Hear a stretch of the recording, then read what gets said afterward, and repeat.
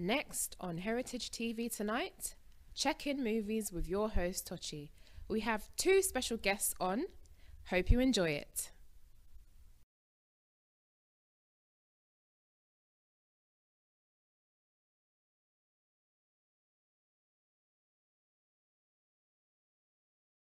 It's your boy Tochi. I'm still very.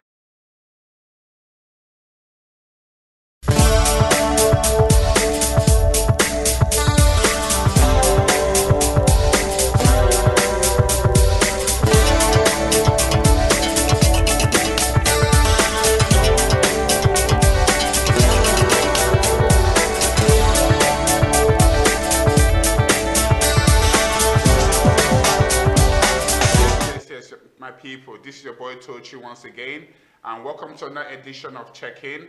And today I've got an amazing guest, somebody who really needs no introduction, but please, for the record, introduce yourself, please, sir. I'm Mark Adibesha. Hello, pleased to meet you again, sir. Thank you for being here with us. My pleasure. Okay, like you guys know about Mark. Mark is a Nollywood movie pioneer. Yes, you are, sir. Yes, you are. I've got to tell the truth. Mark is one of the people right now who are really making headwaves in the movie industry. And I don't really want to brand him as Nollywood, but by default, being a Nigerian movie maker, you are branded as Nollywood, which is a good thing because we love Nollywood. But I would love to comment and say that his movies are more on the commercial type genre, but yes, it's a good thing. So yes, sir, how are you doing today? Not bad, can't complain. Okay. It's cold? I know, it's December in England. Yes. What can we do? Right now we've got the dolls here, which is from the Talking Dolls. Yes. Which was your first movie that came out this year? Yes, that was my first film that came out. Feature movie? Yes. How was that an experience for you? It was quite challenging because we shot it in November last year. We had to bring some of the cast in from Nigeria, and they found cold really challenging because we had quite a number of outdoor shots where you had people wearing bowler hats and all sorts of outfits, and we were making fun of each other. I mean, this time December last year, there was coffee and tea being brandished, on set just to keep people warm. Okay, just to talk about that movie. How long did it take from conception to actually starting to shoot the movie? Whoa, I didn't, I actually wanted to shoot a dance movie, but I met a friend of mine who was a director, and he said I wasn't ready. And I said, okay. So he said we should shoot a short film. So I ended up shooting a short film called Tied Up. That was shot, and I gained a couple of experiences shooting that. And the next film I shot was Talking Dolls. I shared my script back then with Suki Odiwale, the director of Talking Dolls, and he said this particular story that he's reading, that the dance movie, he said it doesn't have the hump. And I said, okay, what do you think about you sharing what you have? And I read his script, and after reading it, I got up and I called him up and I said, let's do this. I like this. And he said, okay. But he never thought anything of it because, one, I wasn't the first to have told him, let's go and shoot. I mean, there were quite a number of people who say, let's go and shoot it. But it never gets done until people put money on the table. So I bought a couple of equipment and then I sent him the invoice. And when he saw the invoice, like, whoa, we're going to shoot. You're serious? And I said, yes, I am serious. So it took us roughly 3.5 months to plan from when I saw the first draft of the script, because we had about 3 iterations to the first initial draft, which was changed by the scriptwriter. And it took us roughly 6 months to prepare from the time we finished production to the time we did the first premiere here in UK. Okay. So I mean, like, I was there at the premiere, and I must say, the response was very good. Yes. As your first project, how did it feel? Just let us imagine how it feels. It must have been nerve-wracking when you're there in the premiere thinking, are people going to love this? Are people going to love this? Well, truth be told, I'll correct you there for starters. It wasn't my first feature movie. It was my first feature movie project. Now, I had a couple of friends, female friends, who had no clue about the film. So on the day I was previewing it, roughly a couple of weeks before it was premiered, they came. And I sat down very much away from where they sat down just to get their reaction and what they felt. And I was pleased. The director couldn't make it on that day, and I gave him the feedback. I said, this is what they felt. Nobody was expecting what the end had to offer at that point, and I'm pleased with the production, pleased with the cast, very pleased with the crew. Okay. So like so do you think it was very important to do a preview before the preview screening, rather before the premiere, to kind of get a small audience reaction? Yes. Okay. So that way I'm prepared Yeah. if the reaction is negative. I got quite a number of applause on the day. Yes, there was a couple of scare because Alakada was being premiered that same weekend. Yes, yes. And that was a date, that day, I think they moved 3 weeks backwards. So it had its own psychological impact on the strategy I had laid down in terms of how I wanted to deliver it. And when Alakada came from nowhere, being premiered in the same venue, same weekend, mine was on a Friday, theirs was on a Thursday, I needed to change certain things, and I did. And it worked out successfully for me. Okay, what ingredients would you say you use for Talking Doors, in the sense of you had the production, Yes. you had the post-production, Yeah. then you now have the promotion. Yes. And people don't understand that those are 3 different elements Yes. to the movie making. And distribution as well. Distribution as well, yes. For promotion, everybody has a different strategy. My strategy was very different in a funny way, because I have been going to movie premieres here in the UK for years, and I've studied mistakes and what people did right. And I said, as a trained project manager, I said to the designer, what can I do to make this better? And I think my strategy was very simple: collaborative integration, in being able to get loads of media partners to promote the film, and it works out very successfully for me, without a doubt. You had a lot of people who are willing to help you push the product. Oh yeah, definitely, definitely. Okay, since then you've done 2 other movies, Yes. future movies as well. Okay, one of them, namely. Well, I was a co-producer on the Accidental Spy project. Okay. That's a movie with AY and Ramsey. Yes, okay. it's in the cinema now. It's in the cinemas now in Nigeria. Nigeria.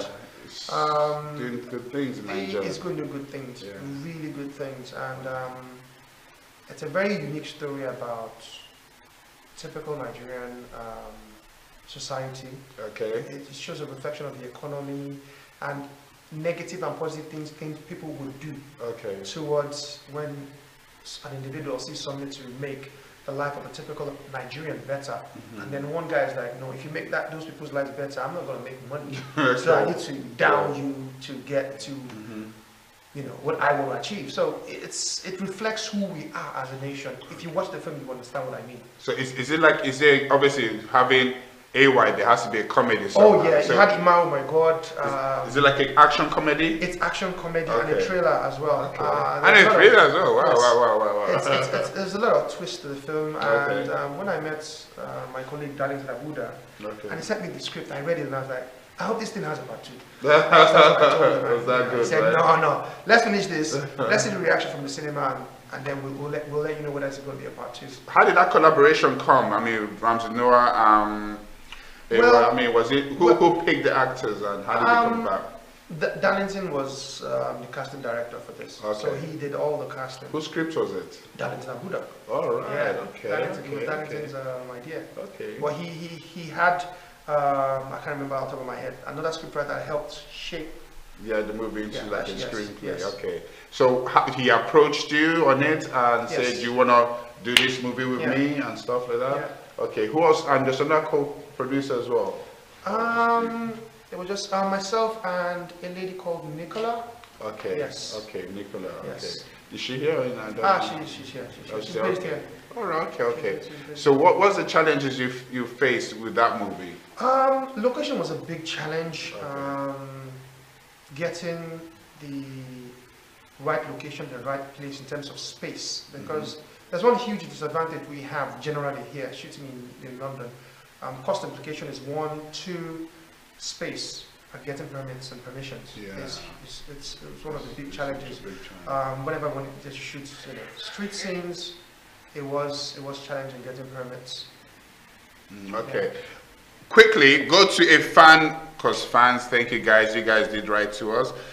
Quick question from a fan. Okay, what is harder, getting into the movie business or staying in the movie business? I think a bit of both. It's one thing for you to create a standard, but maintaining that standard is huge. I remember there was one of my supporting cast in Talking Dolls. I called him up and I told him that this role I'm giving to you, 2 people have rejected this. And he called me a couple of weeks after. I said, oh, I shouldn't have done that role. I said, why? You know, he felt a bit negative about it. I said, you wouldn't understand. When the whole production is done, you will understand what I mean when I say I'm delivering something very unique in my own way in UK Nollywood. And on the night of the premiere, because Mofe Duncan was the MC on the day, and he was calling everybody out individually, and he just nudged me and said, brother, this is epic, that whatever you do, please don't bring the standard down. And that touched my heart in a very special way, because he's an executive producer of other films that we've done here in the UK. And because he did his first film 2-3 years ago, I was like, okay.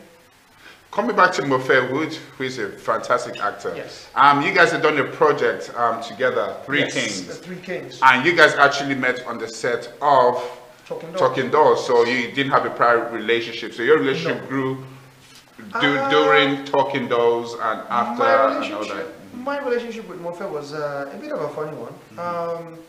Because we casted somebody else for Mofe's role in Talking Dolls. And I can't say anybody else playing Mofe's role, but Mofe. I don't know. So the guy who had the original role, he came on set with a bit of an attitude. You know, and I just looked at my director, and my director said, can you cope with him? He said, no. And I said, no, I think we need to get rid of this guy. And we called up Mofe. And that was it. Mofe came on set, and his delivery was epic.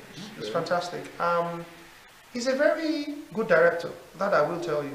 But you didn't find out till Three Kings. No, I produced Three Kings. He directed, and he was also the lead cast, which was one of the biggest challenges we faced. Yes. I did directing and being the lead. It was very challenging because he comes on set before he gets his head round it. You know, the guys where we end up using a couple of bars, a couple of locations. They're already on the timer saying, you've got an hour, you've got 2 minutes, you've got 5 minutes. And he has to tell the other cast how to deliver their lines and the type of facial expression he wanted. But there was something very unique about the way he casted Three Kings.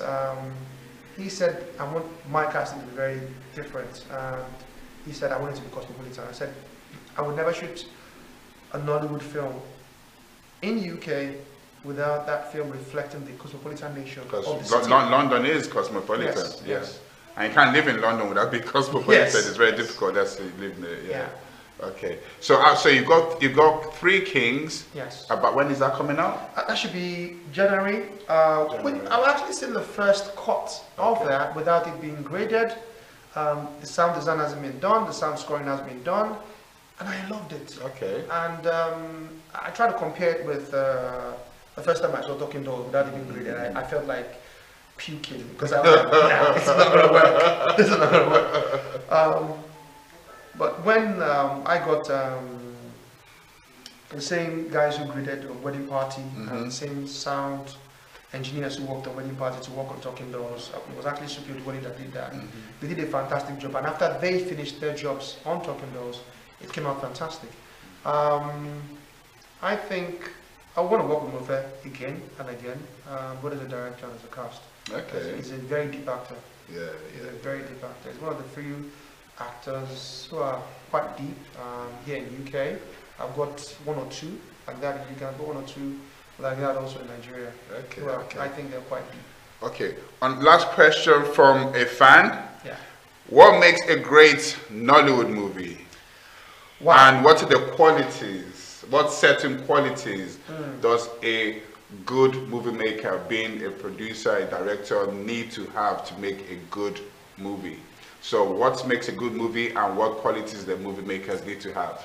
Well, I'll answer that question in two different perspectives in mind. First, a typical Nigerian is going to ask you, if you've made a film, you're not on the top 30 grossing films in Nigeria, don't talk to me about being a good filmmaker. That's one perspective. Now, who is important is not myself. It's not my cast, my crew, my director. No, it's the audience. So your question rings a bell where you need to satisfy one, the audience. If you satisfy the audience, your name is your name is put in a static classic stage. What makes a good film? I would want to say a good storyline, a good director, good delivery from the cast. I think that is very, very important. Using good equipment is something I encourage, but that doesn't necessarily make a good film.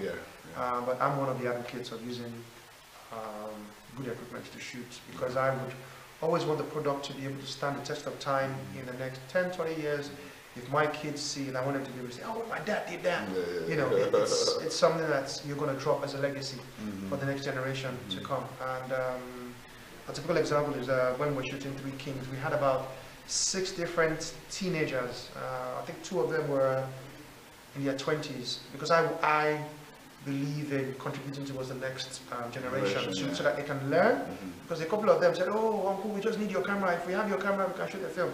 I said, you can shoot a film with the budget you're mentioning. I don't want to mention what the figures are, but the figures were ridiculously small. And I said, you know what? I'll give you the opportunity to come and work with us. Let's finish doing this film. If we finish it, then you tell me if you're ready to shoot the film when I give you my camera.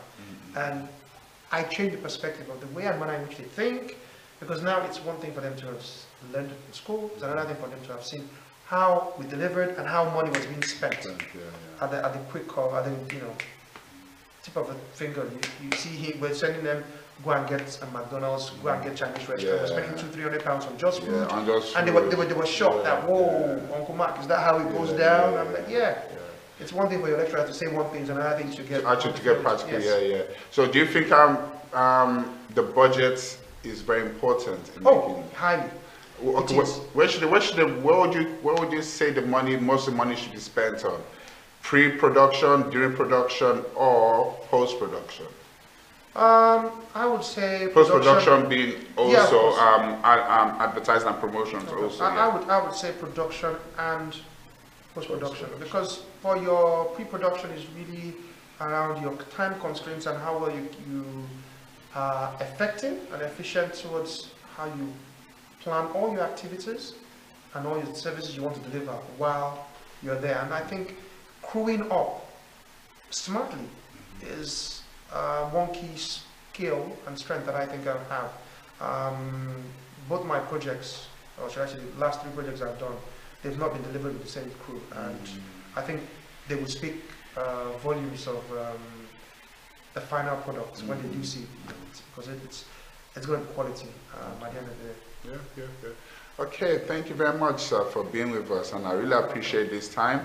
And obviously, we're going to keep you guys posted. We're going to the Three Kings is coming first, right? That is coming out January ending. I don't have a specific date. But it's most likely to premiere before Accidental Spy, most probably. Highly likely. We're looking at Accidental Spy the first week before Valentine's on February. That's what we're aiming for. We're in talks with the Odeon Cinema. Obviously, we've got to see what their condition on the ground and be able to plan and promotion, because promotion is key, very important, people. Don't forget the promotion. Okay, so once again, thank you, Mr. Mark, for being here. And good luck, and we'll see you again. Thank you very much. Thank you very much. Cheers. Thank you. Ade, overwhelmed with this privilege. I am in the studio, privileged to be with one of my people that I've always admired. I've always loved his work. I think he's on a league of his own. And it will be my pleasure if I let him introduce himself, sir. Introduce yourself, please, sir. I distracted you. That was the end. Hello, people. My name is Obi Amadonye. I'm a Nollywood filmmaker, and we are learners, and we're still learning. learners. How can you be a learner? Nobody does movies like you, and I'm just saying, I'm just keeping it real. You know. Before we go into this, I had something on my mind, which we were talking about. Okay. Out of all your movies, all fantastically shot, all of them. Thank you. My personal favorite, I'm not saying it's your best movie, but my personal favorite movie is The Mirror Boy. The Mirror Boy is how would I describe it? It's a seminal movie. For me personally as a filmmaker, and for me as a person, it was my, I would say, breakout film. Before then I was making very small, very personal stories, principally for the Nollywood market. It was an attempt to make a story that is anchored in Africa, that had what I call universal appeal. And it opened 1,000 doors for me, and the filmmaker that I am today came from some of the kudos and plaudits that Yeah, Mirror Boy gets. because that movie, you wrote that movie. I did. Yeah. The writing of that movie, I think that movie really needs to be analyzed properly again. I think it needs to be studied, because that movie is the first movie I've seen that the African culture was explored in a truthful way. You are not trying to follow the cliches of, I don't know, Western or religious thinking. You showed for the first time I saw African culture and spiritualism being shown as a system, as an energy that can be used either way. Yes. It's you know, one of the things about the curious things about The Mirror Boy was that it was done in collaboration with a TV station that was a Christian TV station. Really? Yes. And they sanctioned it. Wow. And the story is deeply African spiritualism. Yes, spiritualism. But I think it's the way the story is told. You get lost in the story. Yeah. You get lost in its plausibility, in the authenticity of the techniques used in telling it. Yeah. That you forget that, you know, some of the things that people would have said along not my portion, in Jesus' name. It didn't arise, even in the cinemas in Nigeria, where you would have expected people to brand it, a fetish movie. Yeah, a fetish movie or an atheist movie. It didn't happen. They just absorbed it, and they were very, you know, that was one of the special things. I call it a really, really special film, because to be able to get that kind of reception and jump through the hoops of the Nigerian critics and our way of thinking, to have that level of acceptance was miraculous. And as a director, I think that really, really showed your skill in that movie, because the storyline was so complex that you could easily it could take a different turn if the director, being you, didn't pull the story back, because it had different layers, and it really could have gone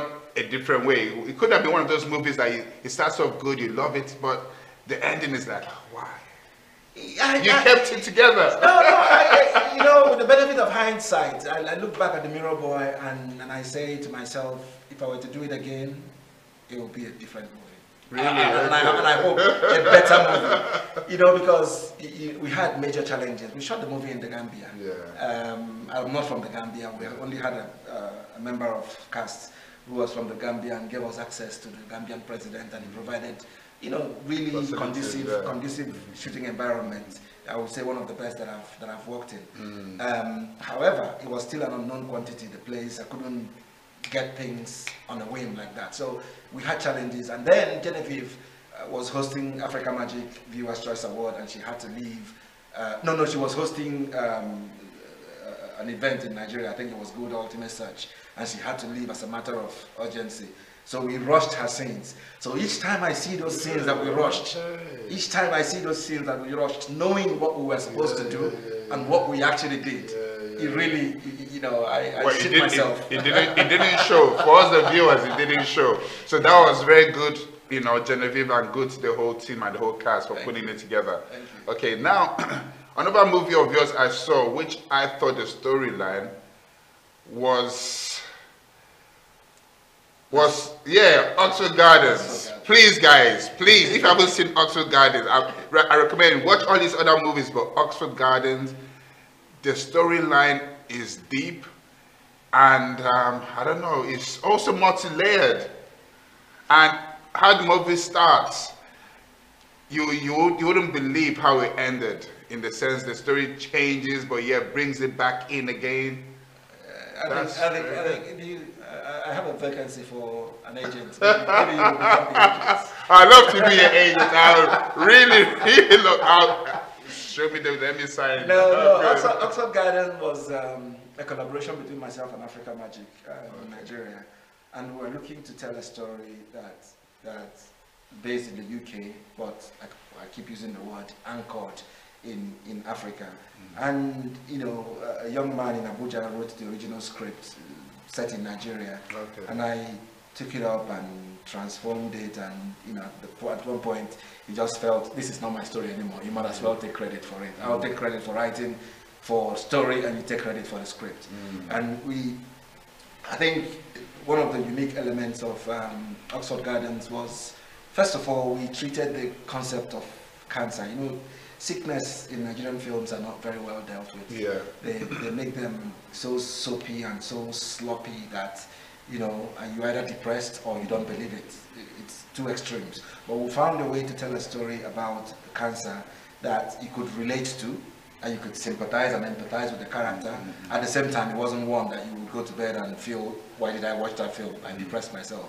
We also had to counterbalance the emotions of the cancer with boxing. You know, boxing, as you can imagine, with films like Rambo and Rocky and more recently Creed. The concept of boxing in films, the bloodiness, the in your face, the rustic nature of boxing films, there's something about them that make them very successful. So a combination of a soft story, in fact I call Oxford Gardens a love story wrapped in boxing gloves. And also cloaked in tragedy. Yes. Because it's such a good movie that you forget it's actually a tragedy. You know, people talk about, apart from that accident, which people talk about, you know, which with a flipping. They say it's the best car crash of any African film. Best, definitely. And I thank them for that accolade. But I think what also people remember very much about the storytelling in Oxford Gardens is when there was a fatality, somebody passed in the film, and how it was handled. It wasn't screaming and shouting and jumping, and it was very subtle, very, what's the word? Poignant. Okay. I'm going to go to one of the fans. Fans did write in and they asked the question. And I have supporters. I don't have fans. You have fans and supporters, but a lot of fans. Okay, what is the most important lesson you have learned, and how has it had a positive effect in your movie making? As in, what have you learned? Was in the whole journey of movie making, what's one of the few things you could say that is a very important lesson for anyone to know you learned? My dad, when I was much younger, would make me read a spiritual scientist called Ralph Waldo Emerson. And one of his quotes, which has stuck in my head from age 11, when I read the book from my dad, I would say encapsulates everything that in fact, the mantra that I work with as a filmmaker. And it's this: whatever you vividly imagine, ardently desire, sincerely believe, and enthusiastically work upon must inevitably come to pass. Wow, that's deep. So it is about having an idea, believing in it, not just dreaming about it, but working on it. To manifest it. working on it, remaining patient, remaining persistent, remaining consistent, you'll find somewhere along the line it will come to pass. It is the biggest lesson that anybody in the creative industry would need to abide by, because once you do it, once you believe, once you stick, because talent is not enough. There are people that write great scripts. There are talented filmmakers who I know are better than me, that are my friends in the UK, and they have ended up not making one film because they have the talent, they haven't got the persistence, they haven't got the never say die attitude, they haven't got the self-belief, they haven't got the people skill also, because you've got to be able to work with people. Absolutely. To be successful. Yeah. Absolutely. Yeah. So a mixture of all of those things would make you successful one way or the other, sooner rather than later. Okay, cool. Okay, raising finances, because you do big budget movies. I'm not sure. That's true. Definitely do. So raising finances, how I'm sure in the beginning it must have been hard. I'm talking about now that you're an established movie maker, and the way the industry is. How easy or how hard is it for movie makers to source out finance? You know, no matter what level of film, let me rephrase that. No matter what level you work in the film industry, the biggest challenge you have is to find finance. People in Hollywood have the same problems. Christopher Nolan has the same problem. Steven Spielberg has the same problem. Maybe James Cameron might not so much have the same problem because he can finance his films himself. But every filmmaker has to jump through that hoop of finding the money. At the very beginning, for somebody like me, myself, and most people in the Nollywood film industry, you had to do it by yourself. You had to find very small money to learn and build a brand. But by the time you get to the level where people recognize you, where you get mentions in award and you actually win awards, people will start to trust you.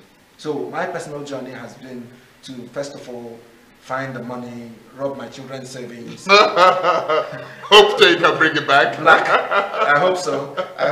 Blackmail people, family and friends, you know, get money somehow to tell small stories. And along the line, you start to build a brand, a recognizable brand, and people start to identify you with decent quality projects. Then you could approach the likes of OTV of this world, so that Mirror Boy now happened. Or a friend of mine, a Cypriot friend of mine, invested in a film called Echoes of War in 2002. And then, right now, it is on a corporate level because I have association with Africa Magic, Euroko TV, and most recently, Trace TV for a TV series that I made called Crazy Lovely Cool. So it is, you have to earn the right to have people, you know, pitch ideas to you, to have people trust you with their money. But having said that, there's a saying that the higher you go, the cooler it becomes. But I think in the film industry, the higher you go, the hotter it becomes. Because you built up this standard and expectations, and everything you need do has to be on that level. It weighs heavy on you, and I've seen filmmakers struggle with their reputation and trying to maintain the standards they've set. And they've opted out to either become equipment rental company because they can't. They don't have the confidence to go out and make a film anymore because they put themselves under so much pressure. It is that same thing about what you believe in, what you work towards, and what you believe and fervently work towards. It would come to pass. So it's belief, constant belief. There will be times when you doubt yourself and ask yourself, am I in the right business? Especially if you have a choice. Like somebody like me, I used to be a lawyer in a previous life. and sometimes you ask yourself, am I doing the right thing? Should I have been somewhere else?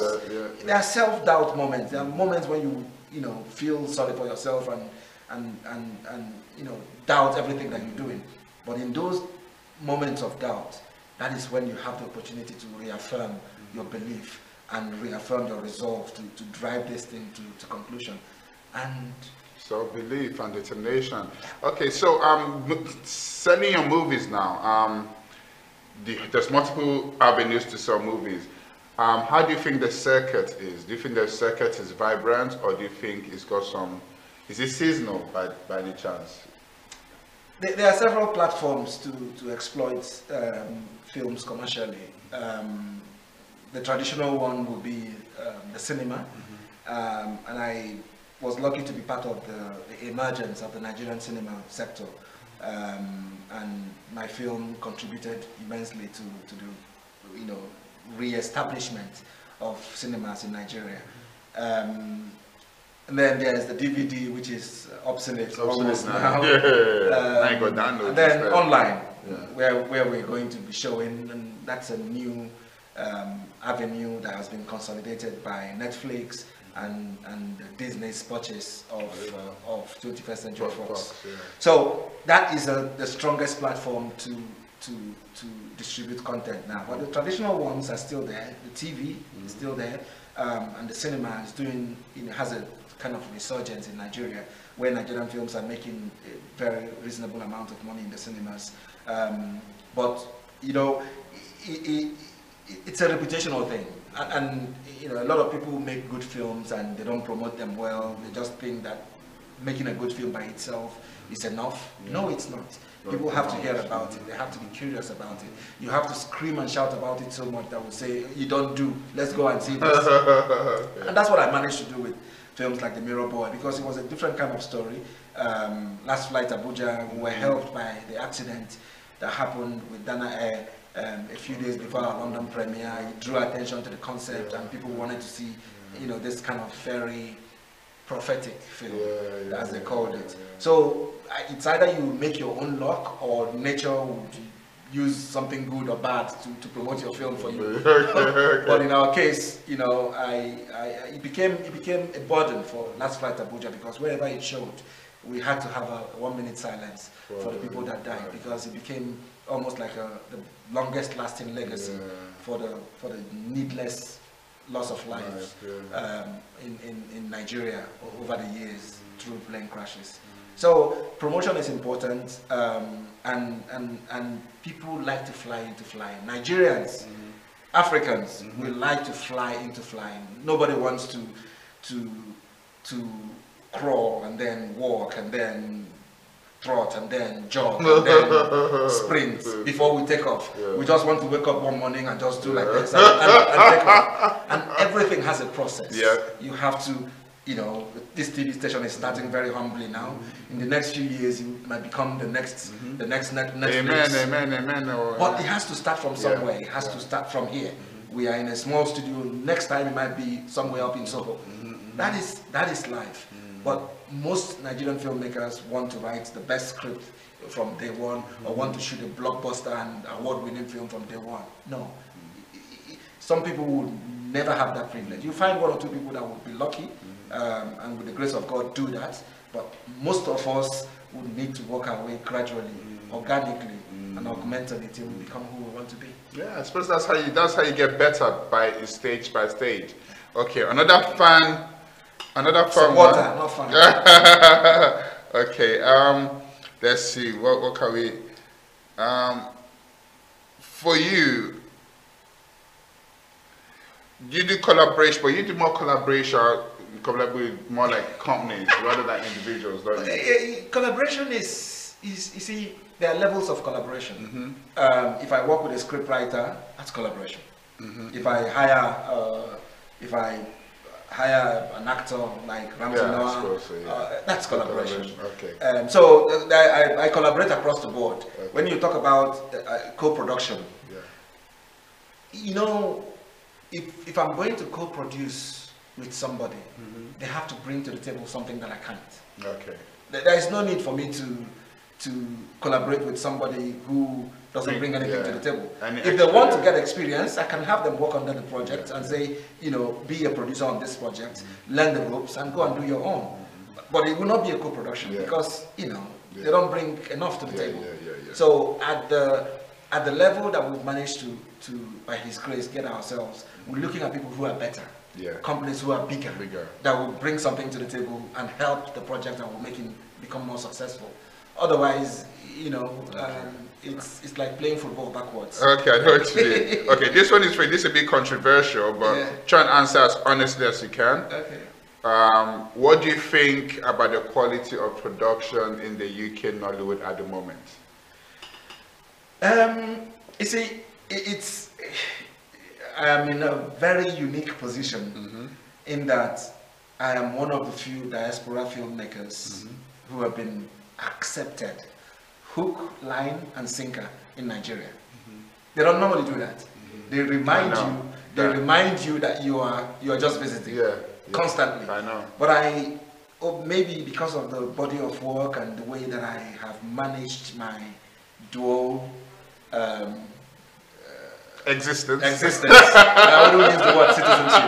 Yes, my dual existence. The way I've managed it, that I've managed to gain the respect of the mainstream Nollywood in Nigeria, in so much so as they see me as a colleague and a peer. As an indigent. So that was a foreigner. Back in London, where I consider myself resident, I am almost seen as Nigerian, and that is the irony. So I am accepted wholeheartedly in Nigeria, but in London they see me as okay. It's somewhat. I think it's more in deference, more in respect than any other thing, that the people in London see me as Nigerian. You know, so when they try to count or recount or mention London filmmakers, UK Nollywood filmmakers, your name doesn't come in. My name doesn't come in at all. True, which is true. I think that's because, to be honest, you are definitely in the league of your own, whether you want to accept it or not. You are on a different league. We are all learners. Everybody says I started early. I started earlier than most of them. And I think I got into the Nigerian industry before it became what it is right now. So, you know, people that are trying to break in now find it more difficult. But at the time that I did, it was a huge gamble. It was a unique opportunity, and I thank God that I took that opportunity. So back to the UK Nollywood. So the practitioners here don't count me. And I sometimes ask them, why? And at the same time, I know it is because they think I'm more mainstream Nigerian, and it's almost no, just because they know that your movies are just it's almost on a different level. Yes, no, it's almost like I'm just keeping like a little bit like a little bit of respect, and I appreciate that. But you know what I'm also doing is the ironical thing is that we live in a country where everything is available that we need in terms of technicals, and yet we're not exploiting that advantage. I try to tell stories that cut across the diaspora and Africa, because that's my comparative advantage. The guy in Nigeria who wants to make a film in America would first of all look for a visa to go and make it. He wouldn't have contacts, he would struggle. But me, I can easily make a story that crosses these two terrains. You know, so I've been encouraging a lot of the practitioners within the UK, you know, the major ones, name them, and I've been giving them the benefit of my experience in Nigeria and how we can bring the necessary quality to the work that we do. I also know that marketing is a problem, or commercial exploitation of the content is a problem, and I give like an open book. Anybody that bothers to ask, you know, if you make a film and you want Africa Magic contact, I will ask you to send me an email. I will reply you and copy the person who buys content for Africa Magic. If you want Iroko TV, I will do the same. So I've shared my contacts with a lot of the filmmakers down here, and I tell them that maybe if you monetize what you're doing, because the norm here is that they make the film, have a premiere, and shelve it. That's the end of it. So I'm telling them, let's find a way to make some money from these films. That encourages you, because most times somebody invested in this film and you disappoint them by not making anything. It's better to offer something than not to make anything at all. So I help them to find a way to commercialize some of their films so that the next one can be better and it becomes incremental. But in terms of Nollywood films, UK Nollywood, it's at a really disappointing level, because I know the people, all the practitioners, I know the amount of effort they put in, but it's the small things that matter. It's the small attention to details that they miss that is the difference between a successful film, a good film, and not such a much of a bad film. And it starts from the script. It baffles me that some of us living in England today will make films without a script in today's age. True. It is abominable. I'm sorry. You've set yourself up for failure, ab initio, as the lawyers will say. And Is that Latin? Ab initio? Ab initio. That's yes. Latin, right? Yes, Latin. My dad was a lawyer, so I know Latin when I hear it. You know, Okay. so you set yourself for failure from the very, very beginning because the foundation is not there. The plan is not there. You know, so I encourage a lot of the Nollywood filmmakers in London to pay a little bit more attention to the factors of production, the script, the directing, the lighting, the camera used, the sound, how it's edited, the music too, at the top, everything. And then when they finish it, I give them the benefit of my access to the Nollywood film industry to make sure that they commercialize it, so that they're encouraged to continue to do more. And there's been progress. You know, there are some of them who are really doing great stuff, and I'll go as far as mentioning names. Ni Tolawiyo is doing great stuff. He almost belongs to the mainstream Nollywood because he's been working at it for a while too.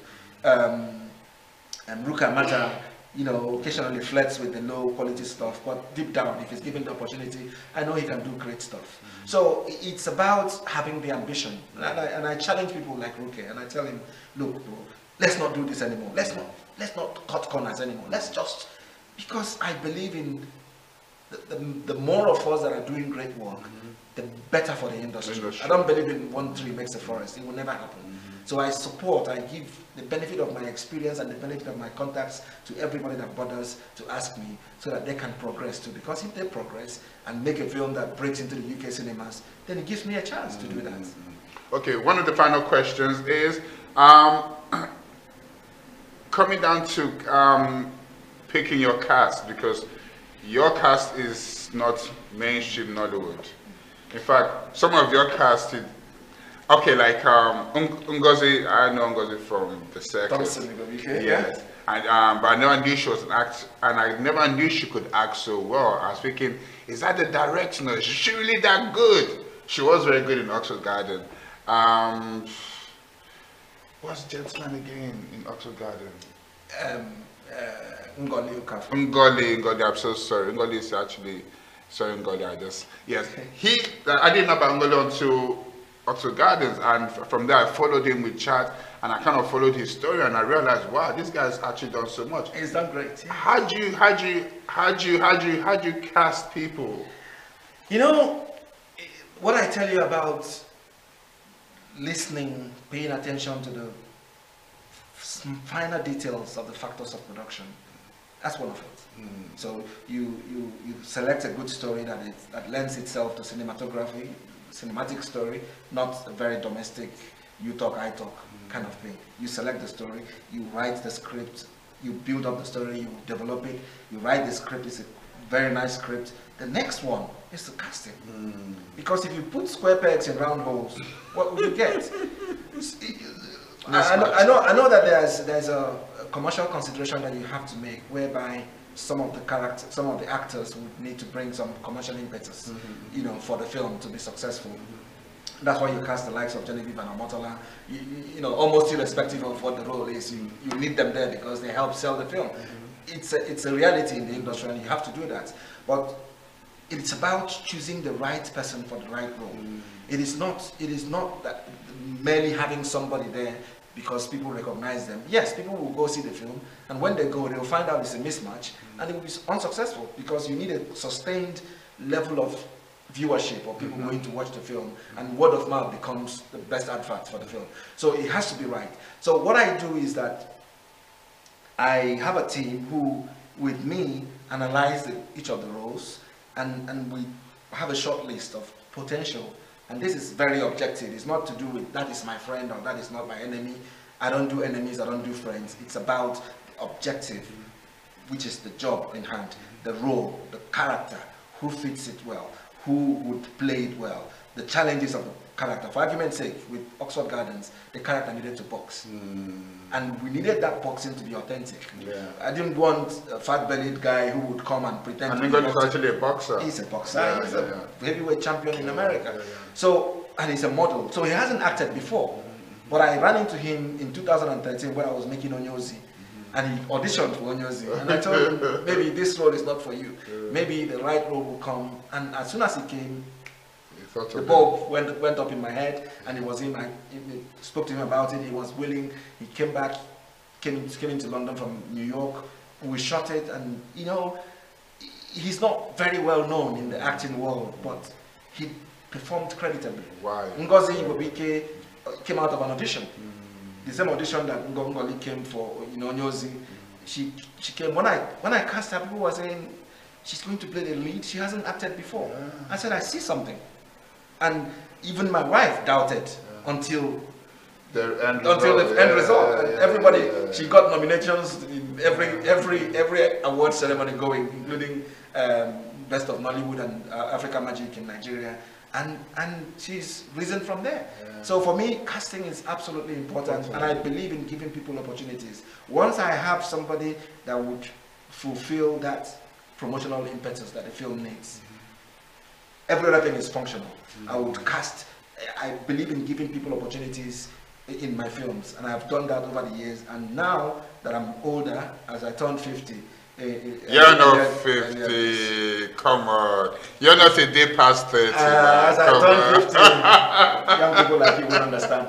As I turned 50 in March of 2017, I don't know when this is airing, I set up a foundation called Obiomemene Foundation, which is aimed at supporting young filmmakers, giving them access. Yes, you talked about it in the Oxford Gardens, and on stage, about people bringing this. I thought that was very impressive.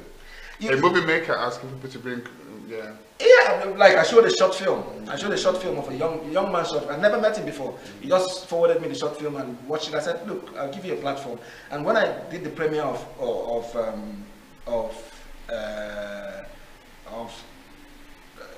Last Flight Abuja, I also gave a short film, a young man who made a short film, an opportunity for a new audience to see his work. And he's gone on to great things from there. And the short film that I showed as part of Oxford Gardens won an AMA award and won an AMVCA in Nigeria. And the guy is shooting his first feature film now.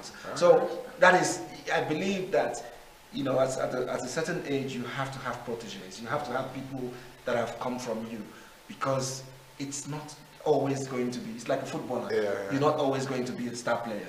At some point, you have to step back and let somebody shine. And also, that's a very evil concept, in the sense that you make it, then you bring the young and become a godfather. They don't do that anymore. I don't want well, yeah, old school. I don't want to be godfather. What I want to be is to have people that I can call on, because at the present time, I'm probably in a better place than some of them.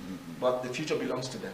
In the future, I might need a little gig. I might need to make a small film. That's an evil concept. And I will call one of the guys that trained under me and say, please, have you got this camera? And they'll say, please, I'll come and take it. Okay, last question, because we're running out of time. In a nutshell, what's the future for you? You know, we've got Crazy, Lovely, Cool coming out. What's the immediate future of 2018 for you? 2018 is a very important year. If God puts his blessing on the things that we're planning, it's going to be a good year. First of all, Crazy Lovely Cool will be releasing in collaboration with Trace TV on a lot of platforms, including What month? Probably in the first quarter. Let's put it in the first quarter. It will be out on Netflix. It will be out on Africa Magic. It will be out on Kwesi TV. It will be out on many flights. If you're traveling to Nigeria or traveling to South Africa, you'll be able to catch it. It will also be online on Trace Play. Well, in terms of production, there's a project that I've been working on for over a couple of years now. It's a biopic. It's a very, very big project that is of national significance to Nigeria. It's a biopic of a Nigerian leader? General Ibrahim Badamasi Babangida. Oh Lord, that's going to be epic, man. Yes, that's going to change. The man is one of the most controversial people that have ruled Nigeria. He hated and loved in equal proportions. His life is full of drama. He was involved in a million coups, and a million coups were planned against him.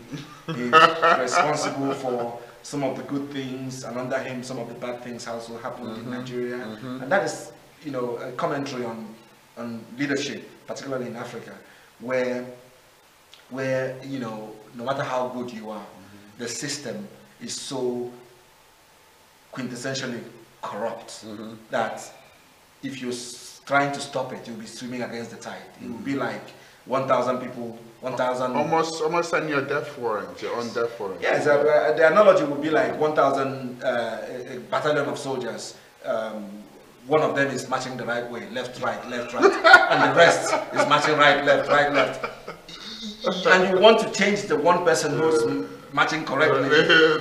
It's crazy. So it was a really challenging time for him, and we explore very intimately his life story from an early age through to all the things that happened during his time up until June 12th, when he eventually decided to walk away from governance, which is also unprecedented in Nigeria, in Africa. I'm also working on another film called Code 24, which deals with the presidents from a different place and a different era. It's about Obama. Oh, okay. Yes, it's a story of Obama coming to Africa on the invitation of the African Union, and decides to hop across the border to fulfill a promise he made to his grandmother.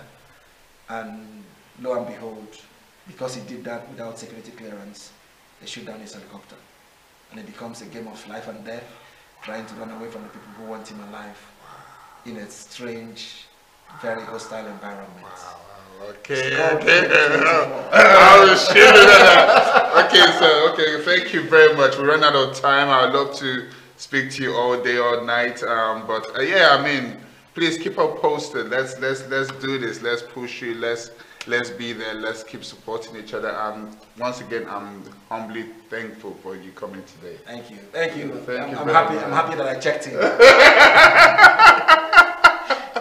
All right, guys. So this is Tochi once again. Thank you for your time, and stay posted with us. And yeah, thank you for watching. Thank you.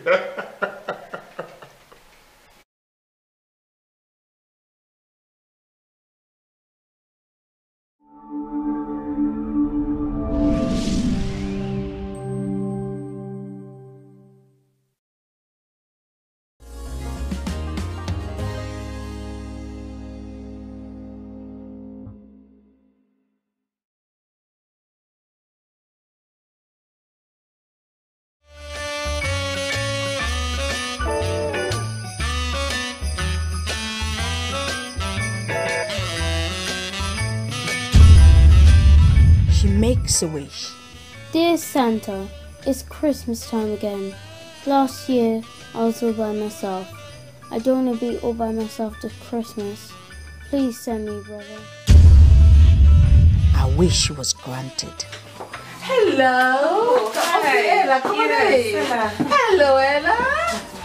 No way I'm sleeping here with one of those brats.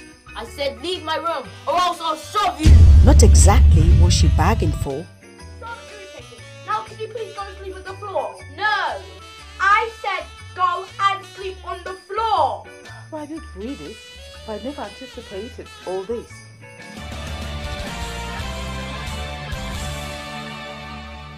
But Santa gives a memory that will last for a lifetime. We wish you a Merry Christmas. We wish you a Merry Christmas. We wish you The Christmas gift. From the award-winning director, Rhoda Wilson. Merry Christmas.